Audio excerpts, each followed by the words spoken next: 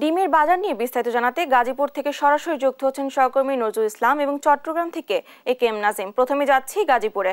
নজরুল, ডিমের বাজার দর কেমন দেখছেন?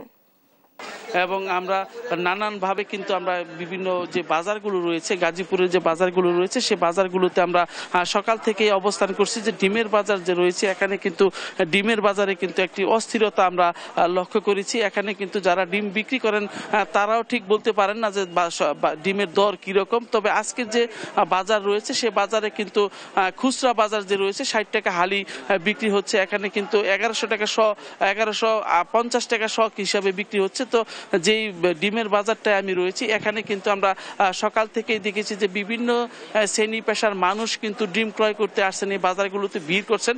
এবং তারা যেটা জানিয়েছেন, ডিমের বাজার কিন্তু এখন যে উঠানামা করছে, তাতে 60 টাকা হালি দরে যা তারা ডিম ক্রয় করছেন। এবং এই ব্যাপারে কিন্তু আমরা কথা বলেছিলাম যে সাধারণ যে মানুষ রয়েছেন, তারা প্রতিদিন ডিম যারা কিনতে আনেন, হালি হিসাবে ডিম কিনেন, তারা কিন্তু অস্থিরতা বিরাজ করছেন। তারা বলছেন যে একটি মাত্র বাজার রয়েছে, সেটা ডিমের বাজার। সেই ডিমের বাজারটাও তাদের কাছ থেকে উঠে আসছে, যেভাবে ডিমের বাজার বাড়তেছে। তবে এখানে কিন্তু সিন্ডিকেটের একটি শক্ত বলয় রয়েছে। সেই বলয়ের কারণে কিন্তু ডিমের বাজারের যে অস্থিরতা, সেটা কিন্তু এখানে আমরা দেখতে পেয়েছি। এবং ডিমের যে কেন্দ্রীয় সমিতি রয়েছে, সেই সমিতির যে সভাপতি সাধারণ সম্পাদক কিছুদিন পূর্ব কিন্তু জানিয়েছেন যে ডিমের বাজারটা তাদের একটি সিন্ডিকেটের দখলে রয়েছে। তো আপনি জানেন যে এই যে ডিম যে বিক্রি করতেছেন, তারাও জানেন না যে ডিমের যে বাজার বা পরিস্থিতি কি রয়েছে। আমরা যেটা জানতে পেরেছি, এখানে কিন্তু কারণ বাজার থেকে নিয়ন্ত্রণ করা হয় ডিম। তো এই ব্যাপারে আমরা যে বাজার কমিটির যে সভাপতি রয়েছেন, তার কাছে আমরা জানার চেষ্টা করবো যে ডিমের মাছ তরকারির বাজার না হয় বৃদ্ধি, কিন্তু ডিমের বাজারটা কেন বৃদ্ধি পাচ্ছে আপনার মনে করেন? বিসমিল্লাহির রহমানির রহিম।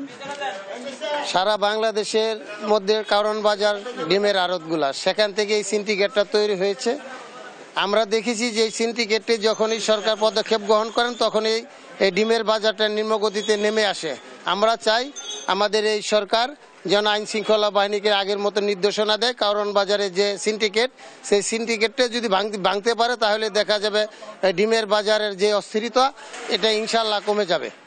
তো শুনলেন যে উনি কিন্তু বললেন যে আসলে ডিমের যে বাজারের পরিস্থিতি, সেটা সম্পূর্ণ নিয়ন্ত্রণ করেন কারণ বাজার থেকে কিন্তু যে যারা যে ডিম বিক্রি করেন, তারা কিন্তু প্রতিদিন সকালবেলা রেট পান, অর্থাৎ দাম বৃদ্ধি উঠানামা সবকিছু কিন্তু কারণ বাজার থেকেই করা হয়।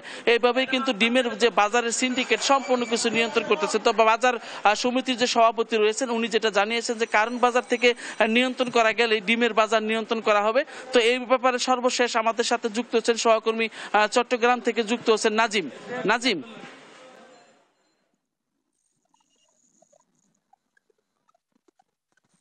জি, আসলে ডিমের বাজার যে সিন্ডিকেট, সেটি কোনোভাবে ভাঙা যাচ্ছে না। কারণ ডিম নিয়ে যে অস্থিরতা শুরু হয়েছে, সেটি আরো বাড়ছে। কারণ আমরা যেটি দেখছি, ডিমের যে বাজার, সেটি আসলে চট্টগ্রামে সবচাইতে বড় বাজার, পাহাড়তলির এই বাজারে বাংলাদেশের বিভিন্ন জায়গা থেকে, বিশেষ করে ঠাকুরগাঁও, টাঙ্গাইল, রাজশাহী থেকে ডিম এসে এখানে জড়ো হয়। এখান থেকে পুরো চট্টগ্রাম জেলার বিভিন্ন জায়গায় এবং উপজেলাগুলোতে ডিম চলে যায়। কিন্তু ডিমের বাজারে গত কয়েকদিন ধরে যে অস্থিরতা তৈরি হয়েছে, সেটি আরো বাড়ছে। আমরা এখানে এসে যেটি জেনেছি, এখানে খুচরা পর্যায়ে প্রতি পিস ডিম বিক্রি হচ্ছে আপনার 10 টাকা 70 থেকে 80 পয়সা। কিন্তু সেই ডিম খুচরা বাজারে গিয়ে পার পিস বিক্রি হচ্ছে আপনার 15 থেকে 16 টাকা, আবার অনেকগুলো মানভেদে বিক্রি 14 টাকা পর্যন্ত।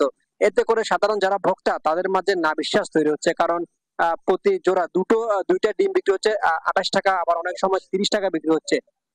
কিন্তু কোনোভাবে ডিমের বাজার নিয়ন্ত্রণ করা যাচ্ছে না। আমরা দেখেছি গত 2 দিন ধরে ভোক্তা অধিকার সংরক্ষণ অধিদপ্তর পাহাড়তলির এই কয়েকটি বাজারে আসলে তারা অভিযান পরিচালনা করেছেন। অভিযান পরিচালনা করে তারা যেটি দেখেছেন, ডিমের যে কারসাজি, বিভিন্ন সময় যারা ডিম নিয়ে ব্যবসা করেন, তারা টেলিফোনের মাধ্যমে মূলত ডিমের দাম ওঠানামা করেন। কারণ একটা ফোনে একটা কল দিলে ডিমের দাম পার পিস ডিমের প্রতি 20 থেকে 30 পয়সা করে বেড়ে যায়। সেটি খুচরা বাজারে গিয়ে 3 থেকে 4 টাকা পর্যন্ত বেড়ে যায়। সেজন্য গত 2 দিনে ভোক্তা অধিকার সংরক্ষণ অধিদপ্তর পাহাড়তলির আড়তগুলোতে 20,000 টাকা করে জরিমানা করেছেন লাগাতার। কিন্তু তারপরেও কোনোভাবে নিয়ন্ত্রণ করা যাচ্ছে না ডিমের বাজার। কারণ ডিমের যে ঊর্ধ্বগতি, সেটি বাড়ছে। এতে করে সাধারণ যারা ভোক্তা রয়েছেন, সাধারণ যারা মানুষ রয়েছেন, তাদের মাঝে না বিশ্বাস তৈরি হচ্ছে এবং চাপ সৃষ্টি হচ্ছে। কারণ নির্ময় যেসব মানুষ আছে, তারা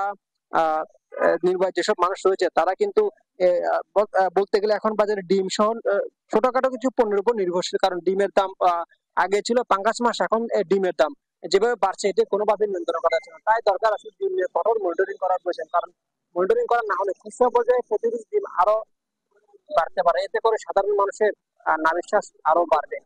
এ ছিল ডিমের বাজার থেকে আমার কাছে থাকা সর্বশেষ। ধন্যবাদ আপনাদেরকে। গাজীপুর এবং চট্টগ্রাম থেকে বাজার দরের খবর জানাচ্ছিলেন আমাদের সহকর্মীরা।